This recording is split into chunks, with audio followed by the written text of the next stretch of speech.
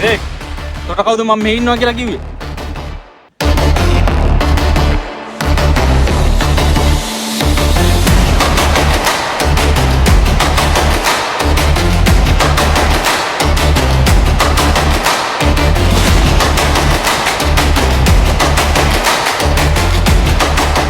ඒ තොට කවුද මම මෙහි ඉන්නවා කියලා කිව්වේ?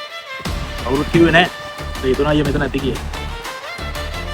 තොට මං කියලා තියෙනවනේ මේ පැත්තට අඩියක්වත් තියන්න එපා කියලා. දැන් පලයන් මෙතන. මොනවද හංගගත්තේ මන් දැකලා? අංග ගත්තේ උඹ ජීවිතේටවත් දකින්න හොඳ නැති දෙයක්. මට වැරදුන තැන ඔබ දැනගන්න ඕනේ නේ. හැබැයි මතක තියාගනින් දිව්‍ය ලෝකෙට අත්අල්ලන් යන මිනිස්සු නෑ. අපායට කකුලෙන් හරි ඇදගෙන යන මිනිස්සු විතරයි ඉන්නේ.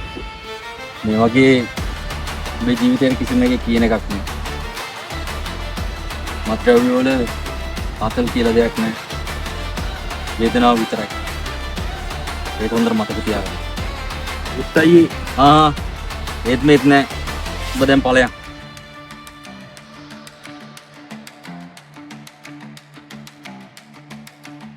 ඒ තව එකෙක් බීපන් කියලා දෙන වතුර ගුරක්වත් බොන්න එපා.